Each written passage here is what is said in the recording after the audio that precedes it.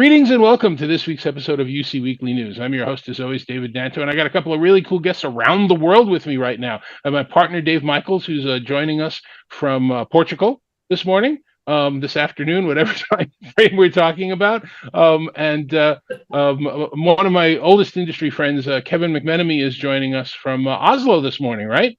That's right. I'm in Oslo today. So that's a city that you've been in multiple times before for multiple reasons, and we'll get into that. That's right. So this will be a great conversation. Let's get into it. Kevin is now obviously the CTO and head of software for Neat, and we'll get into the conversation now. Kevin, you're in a brand new role at Neat, and I just saw you change seats. I know you wear multiple hats. I didn't know you sat in multiple seats. Exactly. I just wanted to be a little bit closer to all the equipment. What equipment are you using? A quick introduction of your role at Neat. Yes, I'm a CTO and run the software engineering team here. And you've been there for how long? 10 months. I joined in September of 2023. All right. Well, that's going to be a part of our conversation. We've got a whole lot of history to cover before we get there. So, Kevin, first of all, what equipment are you using right now? Where are you? So I'm in Oslo, first of all, at Neat's headquarters. And I'm on a Bar Pro with 3 screens. I see both of you really fantastically well. We're using Neat Center here for the microphone array, and also if I sit and look at you guys this way, which would be awkward and uncomfortable, but for demo purposes. But if I was talking to somebody across the table, then within a few seconds the Neat Center would detect, oh, I'm looking here, and switch to this camera view. And then if I turn and talk to you guys this way on the screens, then it's going to detect that I'm looking there. We can't see that Neat Center, so let me just ask out of curiosity, is that sitting on the table or hanging from the ceiling? It is sitting on the table right here. Old school. When you get up and walk over to the screen, we'll see it in the foreground there. So let's go backwards a little bit. You were lucky enough or unlucky enough, I don't know how you want to phrase it, to be at Cisco when video actually became a thing, working for ultimately for John Chambers. What was that experience like? I know that the Cisco vision originally was the CUVA, the Cisco Unified Video Advantage, right? Got to remember that. That's but actually that came after. Really? Yeah. So I've been doing video conferencing since '96. I'm super, privileged to have been a part of the industry since then. Back in the days of ISDN, H.320, and then H.321 H.320 over ATM at a company called First Virtual.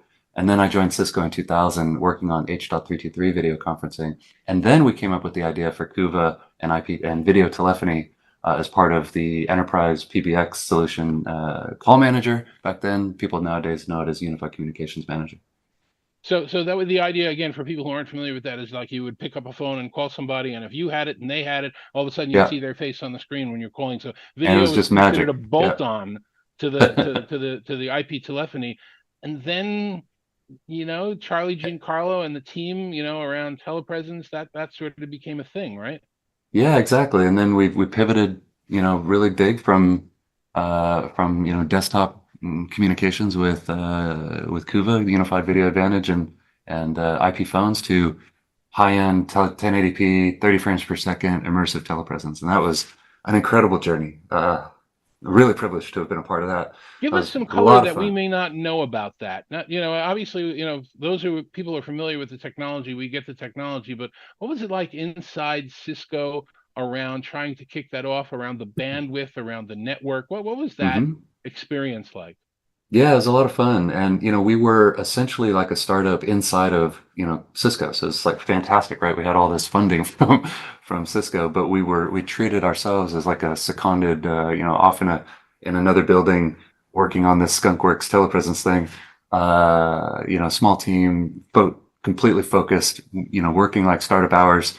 We're out there in the parking lot, cutting up a table and painting it, and security guard came driving by. What are you guys doing? Oh, we're doing this telepresence. It's going to be amazing. He's like, you guys are crazy. And he drove off,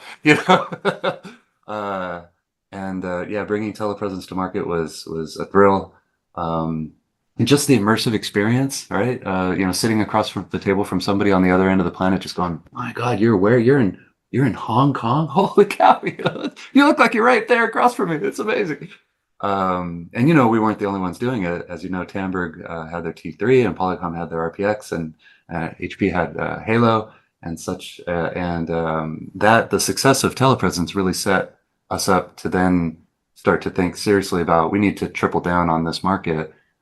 You know, and that led to the acquisition of Tandberg, which brought me to Oslo. Well, that's actually a great point. Talk a little bit, because you were there for Tandberg's acquisition, and you were there for Kano's acquisition a few years later. You know, Yeah, that's blending right. those product lines probably wasn't easy. Anything you want to tell us about that joy or those scars? I would say very few scars, all joy. But you know, I tend to be an optimist, so um, yeah. First of all, on a personal level, moving to Oslo was a phenomenal opportunity for me and for my family, my wife, my daughter. Our daughter was 7 at the time. She loved it. My wife loved it. I loved it. Working here, you know, the Tandberg team is phenomenal. It was a joy to work with them, and got to wear many hats. You know, I was kind of like part product manager, part architect, part janitor, part whatever you need help with. You know, getting to understand how to operate within Cisco. You know, all hand. What do you call that? Master of Jack of jack of all all trades. trades, master of a couple. You know, and just here to help, right? And so I think the Tandberg team really appreciated me as an asset. And then you yeah, kind of went through another transition too, because when Rowan came in, everything shifted to Spark. the cloud, exactly right. That's right. So it's been a journey. But yeah, the you know, here working with the Tandberg team, it was all about getting all the Tandberg endpoints to register to communications manager, so line side SIP integration, getting the Codian MCU and telepresence server to act as conference bridges on communications manager. So really like bringing telepresence and unified communications together and integrating all of that whole, you know, all three, right? Cisco telepresence, Tandberg, and Cisco UC all together, and then we acquired Econo in 2015. Now, where were you working when Neat emerged? I was in London. So fast forward after 2015, Cisco acquired Econo. Fast forward 3 years later, 2018, I moved to London to act as a director of engineering for what was born out of the Codian acquisition, which became the transcoding backend of WebEx, and the on-prem conferencing portfolio, which was the Econo portfolio. And those two teams, both very close to each other, about 15-minute drive away from each other, or 15-mile drive away, depending on traffic. That can be anywhere from 15 minutes to an hour and 15 minutes in London. You know, so I took on both of those teams and brought them under, you know, common leadership and common vision, common goals and all that, even though one team was focused on prem and the other in cloud, really doing very similar things, transcoded conferencing applications and servers and such. So that was a really fantastic journey.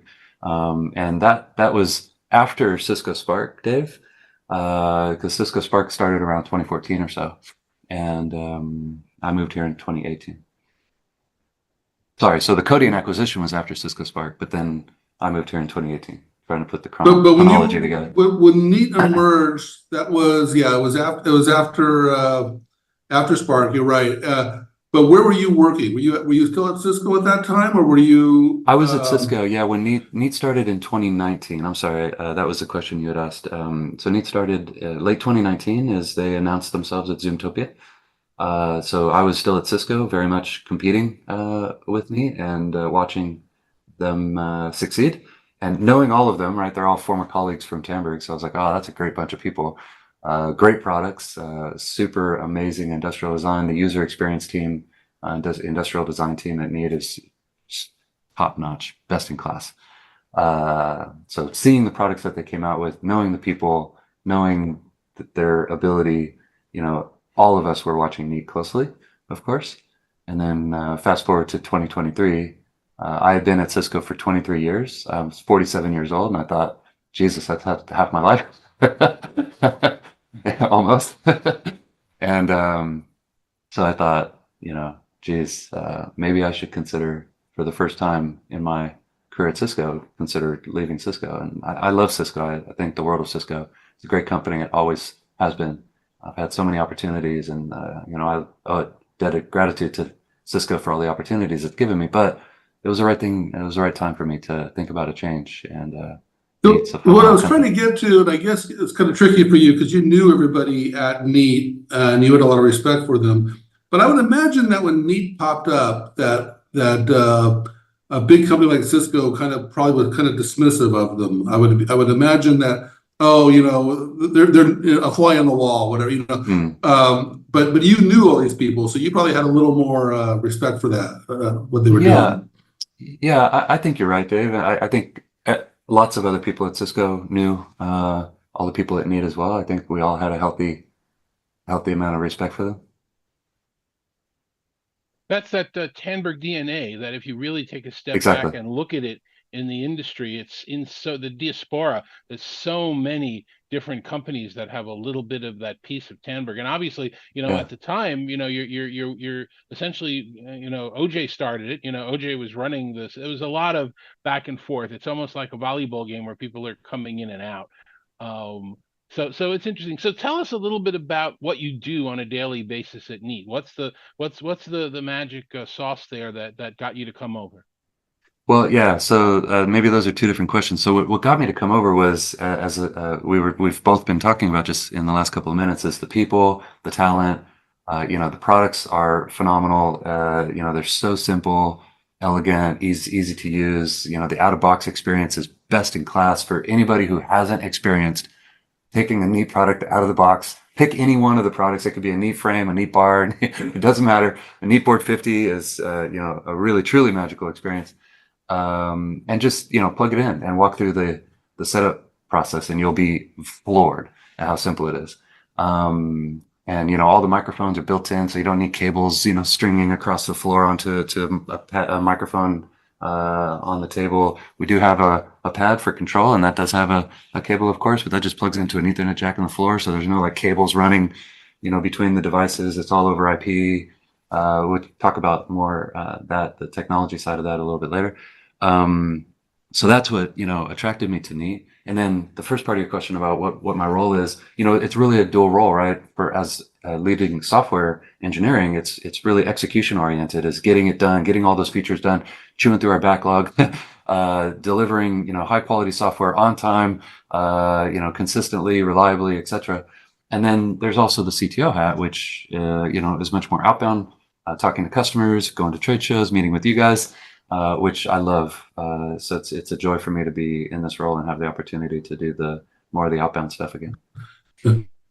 Everyone enjoys meeting with us. That's understandable. But I was thinking about when Neat launched. It was a Zoom play. It was all about. Yep. It was focused 100% on Zoom, and of course Cisco was always 100% focused on Cisco for the whole time you were there.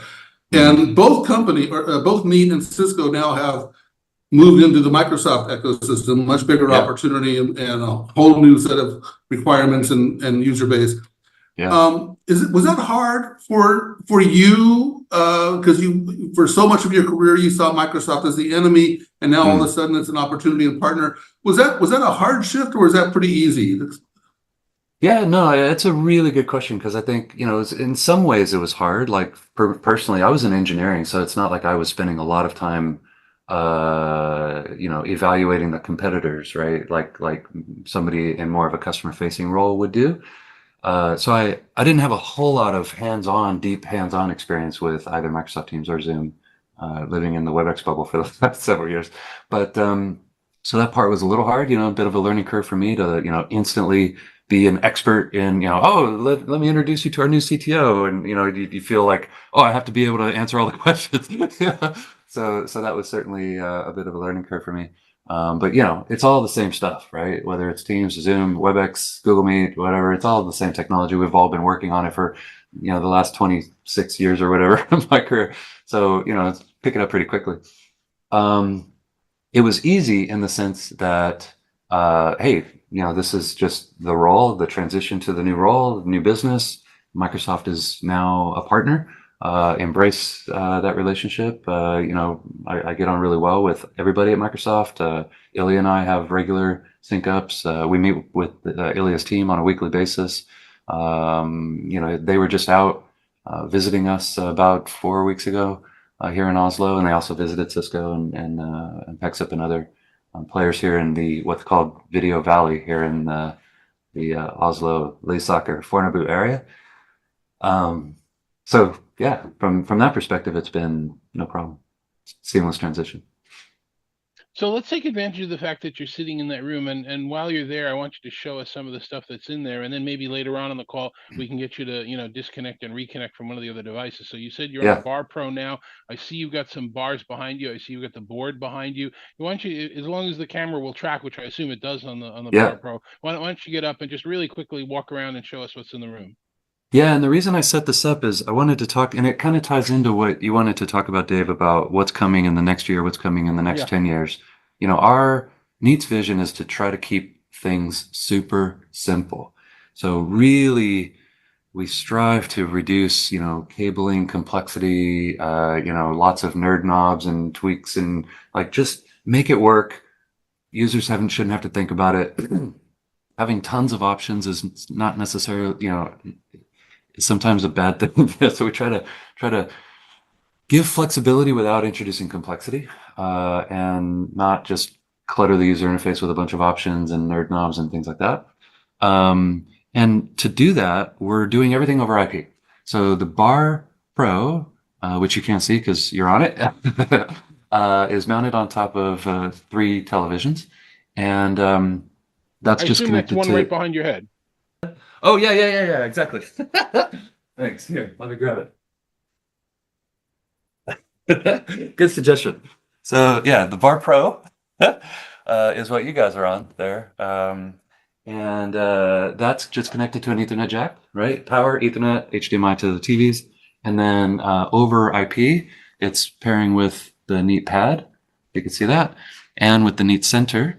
And the Neat Pad is, one thing you could think, oh, well, that's just control signaling, right? But the Neat Center is something else, right? The media is streaming from the Neat Center microphone array, is doing all the Neat audio processing, like de-reverberation and noise suppression and so forth, and streaming that to the Bar Pro. And then the Bar Pro is deciding, is that microphone better or is that microphone better? So we're doing dynamic beam selection, which is when we met Dave, a couple of weeks ago in Las Vegas.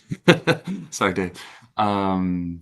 We had announced and we were demonstrating there the dynamic beam selection, which we just released in our 24.3 release about a month ago.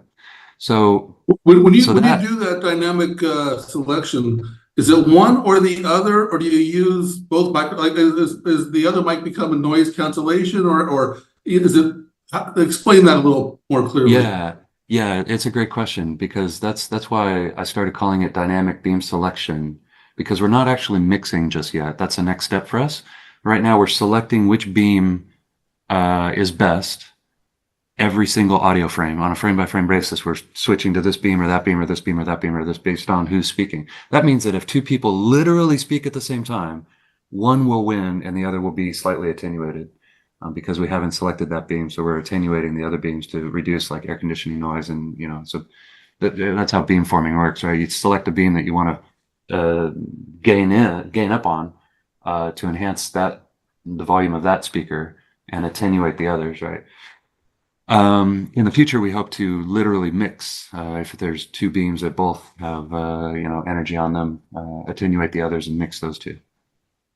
But the reason I brought all that up is, if you think about technologically, these devices now are streaming over IP, doing real-time media in a distributed architecture, right? And you could start to think about scaling that out to other use cases in a distributed architecture, and that's what brings me to the board. So if you don't mind, I'd like to show you.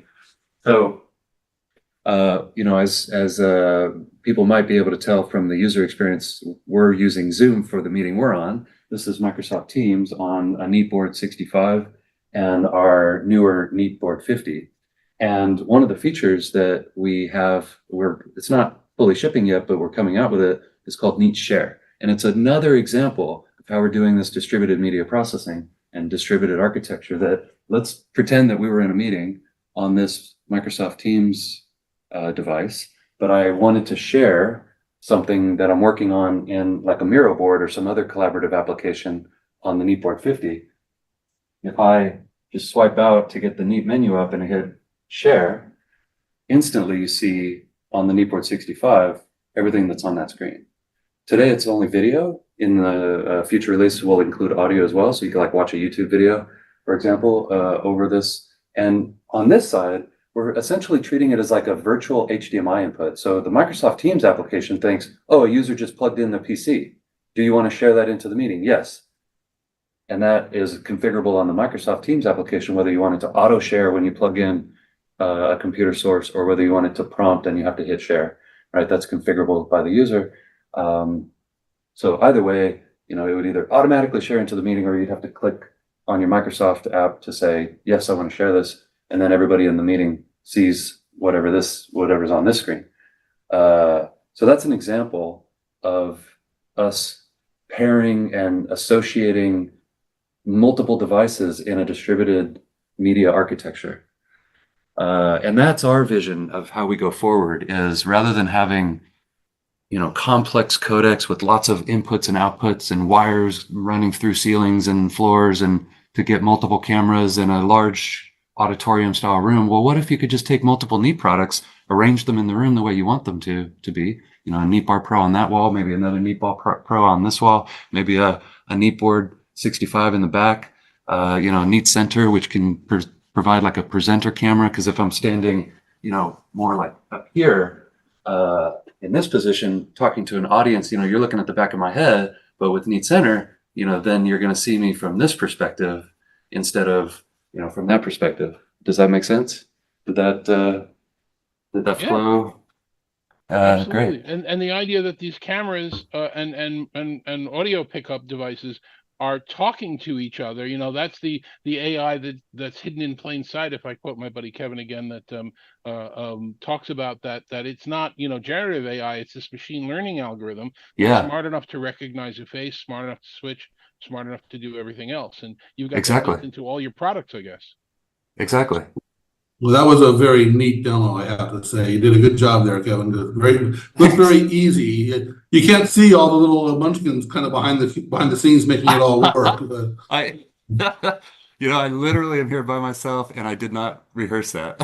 I rehearsed the Neat share bit, but the getting up and doing the presenter camera thing, that was totally on the spur of the moment. Hey, are you able to connect from one of the other devices like the Neat Frame and give us that experience while we finish this conversation? Absolutely. Yeah, timing's perfect. Let me just drop here and I'll jump over to another room and dial in from a Neat Frame.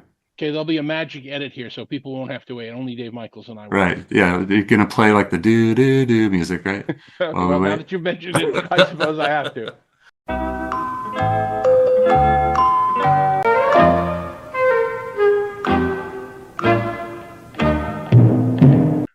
Welcome back. Now that Kevin has rejoined us from a different room, you're in one of your little demo rooms. So the lighting might not be perfect, but you're on a Neat Frame, right? Tell us about that product. Yeah, that's right. It's a portrait mode. You can look on neat.no. You'll see it. It's a great product, super portable. You can literally, there's a little handle built into the top of it. You can just pick it up, carry it around. Just a single power cable, Wi-Fi, or Ethernet if you want to connect it to the corporate network via Ethernet. But, I use Wi-Fi on my Neat Frame at home all day long, and it works fantastic. And the, microphone array and the camera built into it and the speakers built into it. It's beautiful. You can pinch to zoom, if somebody's sharing content that's a little bit hard to read, like a PowerPoint, like an Excel spreadsheet or something, you can just pinch to zoom, and it's a great experience sitting on a Neat Frame. Behind me is some of our engineering desks, so forgive the clutter, but I'm here at our Neat engineering headquarters in Oslo, Norway.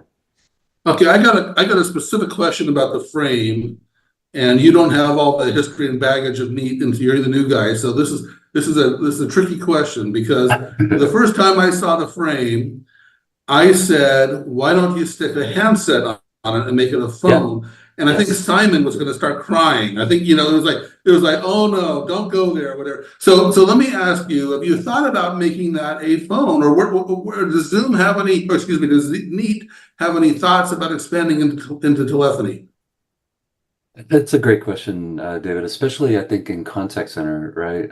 Video is increasingly becoming important in contact center products, right? If you think about like Cisco's contact center offerings and Five9 and others, video is still sort of a minority use case, but it's or like a niche use case, I guess, but becoming more prevalent, becoming more of a requirement.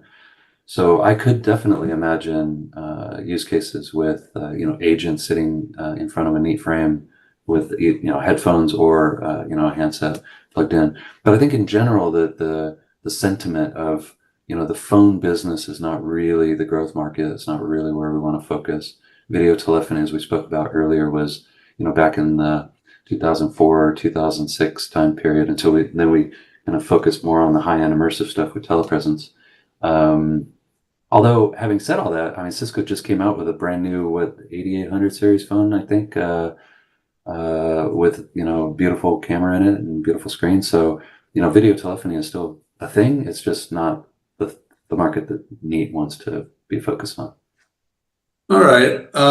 Broader picture, I would say the past year or so, the story has really been about multi-camera in the room. You just demonstrated that in the other room with all these different cameras. And you were also showing multiple microphones. Do you see multiple microphones as expanding as a concept? Well, we do. Yeah, absolutely. So I showed you earlier Neat Center. That's got a 16 microphone array in the top of it. It's a phenomenal mic array. And we imagine, I don't want to set expectations. I want to set expectations appropriately here. I'm also responsible for software, so there's an element of once I say it, I have to deliver it. So we envision adding multiple Neat centers in a room. That's one step. But we also envision, as I alluded to, then they can't be called centers if you do that. Then near center or something like that. Near center and end center, yeah. But also sort of if you read between the lines of the demonstration I showed you with Neat Share, and I mentioned audio is coming as part of Neat Share in a future release as well, is that those boards that I was showing you that demonstration on of Neat Share had microphone arrays in them. So imagine the microphone array in the Bar Pro that we were talking on, plus the microphone array in the Neat centers in the room, plus the microphone arrays in the board in the back of the room. We can wire all this up in a distributed IP-based distributed media architecture and be able to do dynamic beam selection and mixing and so we can't do that today, but that's absolutely where we see it headed. Yeah, but you didn't even mention the pad. What about the pad? Oh yeah, thank you. I skipped that one in my mental map of the room there. Yeah, on the Neat pad, Neat has always had two microphones in the pad. And we've talked about enabling those microphones. The feature is known as mics in the pad. And I'm super excited to announce that in the upcoming release 24.4, which we're literally putting out to beta imminently, like in the next, like by the time you watch this recording, it'll be out. Mics in the pad are enabled as a beta feature, and the only reason. Well, I gotta say, Kevin, that's a really bad idea because you hang those pads outside the room on the wall. So that seems like a really bad idea to have active mics outside the room. We wouldn't activate those. Those are scheduler okay, you mode. thought of that already. Okay. Yeah. All right. I thought of that one already. Those are running scheduler mode. Mics are never enabled in scheduler mode. The way that it works is the Neat pad has to be paired with like a board or a bar or whatever parent device, and then they know about one another, and the bar or the board, bar pro, board 50, whatever, whichever model, activates the microphones in the pad. And we're using, you'll find this probably interesting, we're using the IEEE 1588 precision time protocol for clock synchronization between them, which is why we say you have to connect them via Ethernet. Wi-Fi is harder to make that work, right? Because of the variability of the transmit receive on Wi-Fi. So for now we're saying they have to be connected on Ethernet, and we negotiate P2P, and then we take the microphone signal from the Neat pads, stream it over IP to the bar and the board, and then we do all the processing there. Seems like a lot of things are going back to wired Ethernet just because of the PoE standard. Yeah, PoE is another reason why you'd want the Ethernet on the, especially on the pad, because you can power the pad through PoE. So you just need a single Ethernet port under the table for the pad to plug into, power, IP, and then it pairs with the bar over IP. Well, you've been extremely open and transparent. Tell us something confidential that hasn't been announced yet. No, I tried. Well, I just did actually. You know, the fact that we're shipping mics in the pad in the next release coming out, like literally as soon as I walk out of the room here, I think we're pushing the button on deploying. The thing we were going to do 3 weeks ago. Go now, do it now. No, let's forget NDA for a second. Forget current releases or current roadmap.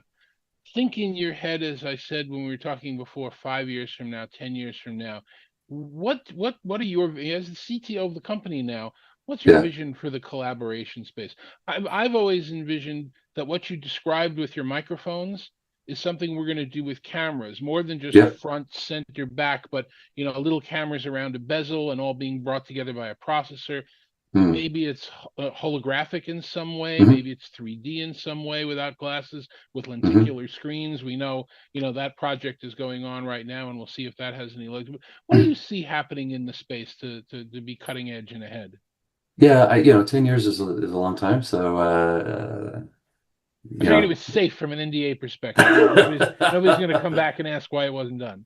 Yeah, I think our focus at Neat is definitely on the multi-device distributed media kind of architect. Because you're exactly right. What you said is exactly right. I talked about using the microphone arrays, but absolutely, there's also the cameras, right, in all of those devices, and the intelligence to be able to select the best camera based on where people are looking. Today with Neat Center, if the majority of people are looking towards Neat Center, we select that camera view. If the majority of people are looking at the main front of room screen device, then we select that camera view. But we absolutely don't want to stop there. We want to be able to select the best view of each individual from that camera, or from that camera, or from that camera, or from that camera. So you can imagine Neat products around the room, and all working in conjunction with the best microphone beam for that person who's speaking, and the best camera based on where people are looking. Right? But video processing is a thing now, where you can, open up some apps and have, virtual cameras do things. Oh, sure. And have deep fakes go on. And there have been a couple of companies, successful and unsuccessful, that take, a camera view and kind of stretch it or unstretch it or do things with it. I'm of the opinion that, if you use, telephone size 8, 16, 20 megapixel cameras around the bezel of a screen or around the table or wherever you do it, and the camera might not have a shot to go to that camera, but there might be some intelligence in the back end that takes a piece of this, a piece of that, a piece of this, reassembles the room, right, and creates some sort. So, I mean, I've got to think we're going in that direction, because the processing power is there at this point. Yeah, I would say, like if you look at some of the holographic offerings that are on in the market, from Google, from Cisco, etc., that's essentially how they're working, right? Multiple cameras in an array. Generally speaking, in a horizontal line, because the application is video, so you kind of want to shoot the scene like from that perspective, right? And then interpolating between multiple cameras, so you get that 3D effect of, if David sees me looking from this perspective, and the other day sees me looking from this perspective, because based on where my head is, based on where you're sitting, you want to, the system makes it feel like you're looking at me from that perspective, right? Because there's an array of cameras. Like the stereoscopic. I just want to clarify that the other David is Danto, but go ahead. Yes. Right. So yeah, I think you're right. I think those are two kind of different things, though, right? Like a camera array doing stereoscopic holographic video conferencing telepresence, whatever you want to call it, is one application. Multiple cameras around a room is a completely different thing, right? In both cases, there's some selection of which camera is best, and then compositing that into a view for the far end to for the remote participants to see. And whether that compositing is done locally on the device, because as you said, processing power is always increasing, Moore's law, but also in the cloud, right? We see increasingly, like Microsoft and Teleframe, a lot of that processing is being done cloud side, right? And there's a pendulum there as well, because doing it all in the cloud means, well, that means you're by definition decrypting, decoding, processing, compositing, re-encrypting. So what about end-to-end encryption? Right? And versus doing it on the device, you can maintain that end-to-end encryption all the way through. So there's pros and cons to those two approaches. So yeah, I think the next 10 years will be a continued advancement in all of these fronts, right? And like you talked about earlier, David, actually it was before our session, but you and I were chatting about center of room cameras like the Neat Center, and outside in cameras that other competitors are doing. And there's not a right answer or a wrong answer, right? There's sort of advantages and disadvantages. We chose to approach it from the center point of view, but I think ultimately in 10 years time frame, the right answer is a combination of both, right? Which is kind of what I alluded to with multiple Neat devices around the room. So then you have a combination of center of camera looking out at the people at the table, but also the board in the back of the room, the bar in the front of the room, maybe another bar on the side of the room, and being able to film the room from either outside in or inside out perspective. All right, one last unfair question before we end this, and I'm prefacing. No, I have the last question, but you go ahead. Okay. So my last question, the unfair question, is really simple. If you take any of the Neat products and you use them for Microsoft Teams, they work beautifully. And if you use them for Zoom, they work beautifully. And every end user on the planet is saying, why can't that be a button? Why can't I do a Zoom call and a Teams call? And the answer is that there's no technical reason why you can't provide that. Will we ever see that, or do we think companies like Zoom and Microsoft are going to be preventing that capability to switch for as long as they exist?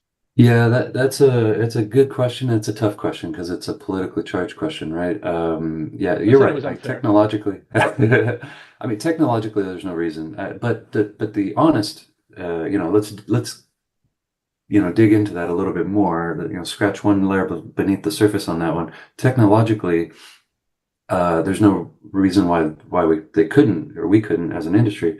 But there is work that would be required, right? The Microsoft Teams Room application is not designed as an app. Think about it like a software app, any software application running on an iOS or Android phone mobile platform. It's designed to be foregrounded and backgrounded, right? It's in the software developers who developed that app did it with knowing that it's going to be backgrounded, and they built the software application to be accepting of that. Microsoft Teams rooms, Zoom rooms, WebEx on the Cisco devices, Google Meet on Google Meet devices. The applications weren't built to be foregrounded and backgrounded. They expect to be running all the time. They're registering they're calling home back to Microsoft TAC or Zoom ZDM or WebEx Control Hub, etc. When the app is backgrounded, in your Control Hub, in your TAC or ZDM, they look like they're disconnected. That's not good. So there is some software development required to make it possible, but technologically, there's nothing stopping it. And then politically, charged because, what's in the best interest of Microsoft and Zoom? Do they want to enable that? Lots of customers are begging for it. But the current approach is the direct guest join using WebRTC is sort of the industry standard for any app to talk to any other backend. Microsoft can talk to Zoom, WebEx can talk to Zoom, Zoom can talk to Microsoft, WebEx, and Google, and those combinations as well. As Neat, we're like, hey, we're a hardware platform. We're happy to support all this stuff. So not only can you run Microsoft Teams and Zoom on our devices, and in the future, perhaps others like Google Meet, for example, potentially in the future, but also our whole App Hub strategy built on top of Neat Pulse, where Neat Pulse becomes like an app store for collaboration apps, like what I demonstrated with the sharing Miro board into a Microsoft Teams call, right? So we have 50 plus partners signed up to partner with us on App Hub to be able to run. We don't want people running Angry Birds on Neat boards, but any app. Unless you're sitting on a trade show floor. You raise a really good point, though. A lot of customers are asking for it, but a lot of customers aren't asking for it, and that's a tricky line. And I'm one that often says, don't listen to your customers because they'll steer you down the path. And so it is a balancing act. I have a question for you more on a personal level, because I'm aspiring to be more like you, a man of the world, traveling all over the world. I was in Oslo last summer. I'll be back in Sweden soon, and I was just in London. When you travel around, I want to ask you, each city, San Francisco, London, and Oslo, what is it? What is the one meal that you not necessarily the name of the restaurant, but what is the one meal that you try to have? Like, for example, when you're in Oslo, one of your favorite things when you're in San Francisco. Give us a little bit of a world menu here. I wish you're really putting me on the spot there, David, because I am not a foodie. Dave, sorry, I am not a foodie. I wish I was. I have lots of friends who are foodies. I was in Boston a few weeks ago with my great friend and mentor and former colleague Jonathan Rosenberg. He's a big foodie. We've gone to Michelin star restaurants together, but that's not that's not my personal thing. No, I would say, California, London, and Oslo are all incredible places for different reasons, right? And one of the things that I love about London is, the variety of restaurants, the variety of evening, entertainment, but also like the amount of green space, the public parks. Every park in London has a cafe in it where you can get great food, like pub food, not Michelin star food. Great beer. You can hang out in the grass, have a beer, have your pub food. I love it. I love London. It's incredible. And you can get everywhere. Well, one thing about London, I always try to get Indian food when I'm in London, but I think it's harder to find, because London's having such a food scene right now that all these new restaurants are opening up, and So anyway, we can talk about food. I'll have to give Jonathan a call and ask him about some.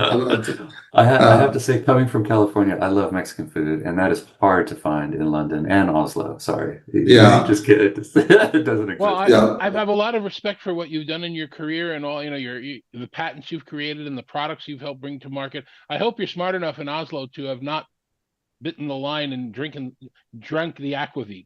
The aquavit, yeah, I have. If you go to a really good restaurant, like a Christmas dinner, for example, up in Holmenkollen by the ski jump, there's a fantastic restaurant up there, and they did like a 5-course meal for Christmas dinner, and they served an aquavit with each one, like a pairing, and it was actually good. It was actually good. Yeah.